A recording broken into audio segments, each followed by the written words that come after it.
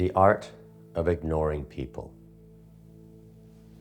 When you learn this, your quality of life will dramatically improve, and the ability of others to manipulate you will be greatly diminished.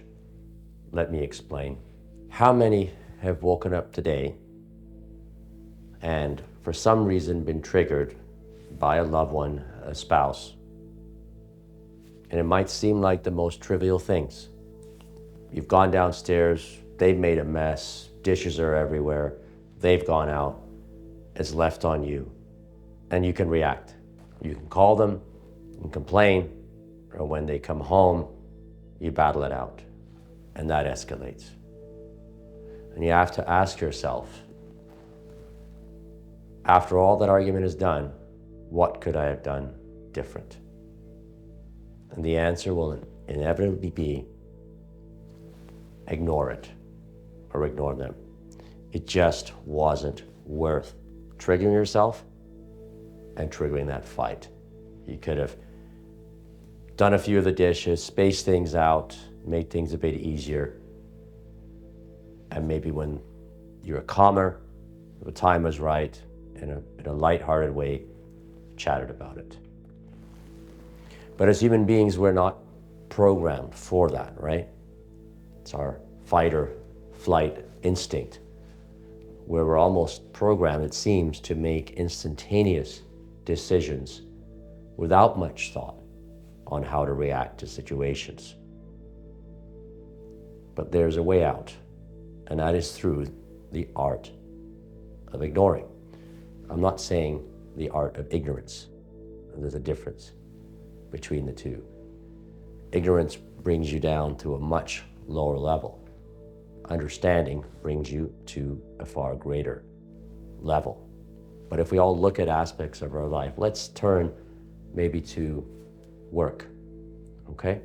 Now you could relate this to school if you're in school, but let's look at work. You're gonna get criticisms. And sometimes that criticism is not gonna be in the most constructive or friendliest way. So, you could do as sometimes we always do, lash out, get angry. You could just get anxious about it all, get totally upset, and when you go home, you're shaky. You're breathing heavy, your body gets cold or warm, and you're not reacting in a healthy way. Or you could say to yourself, I'm not gonna let that person who treated me in an unfair way, said something to me that was overly exaggerated, that was uncalled for, control my emotions and my reactions. You could respond, but you do it in your time, in your way, when you have control. Do not react right away. You can stand firm, be silent, but strong. And if it's too outlandish, the criticism, for example, they say, well, you did this wrong, you always do this wrong, you never get it right. For example, you can look calmly, have a moment of silence. I'm sorry, could you repeat that, please? Not loud, but direct, look in the eyes. And you'll find whatever they do, it'll change, their tone will change, or they'll double down on it and look absolutely silly. But what you've done is you've taken control of your emotion by ignoring the initial attack that was on you. You've ignored it, you haven't internalized the pain, and you've put it back to them. And that's at work, and these issues often arise at work. There's one exception that I want to put to you about the use of the art of ignoring, and that is being stoic, just not responding, look in the eye, nod, turning, walking away, and dealing with it when your emotions are more clear. Sometimes with children you can't do that because children do demand our attention. And they do it in some ways by acting up if we don't give them that attention, and they get anxious if we ignore them. So sometimes you have to bite the bullet with the kids and react, but react in a way where you bring back control and you empower them. So there is what I'm talking about, that almost intimidating way to ignore ought not to be applied to young children, because you want to develop their confidence and they're going to act out, and sometimes you need to let them, okay? But in your everyday situation with your spouse, with your co-workers, with friends, or even so-called friends, that art of ignoring will just lower your stress level. You're going to appear to others as not a pushover, but someone who's strong, someone who will not be triggered,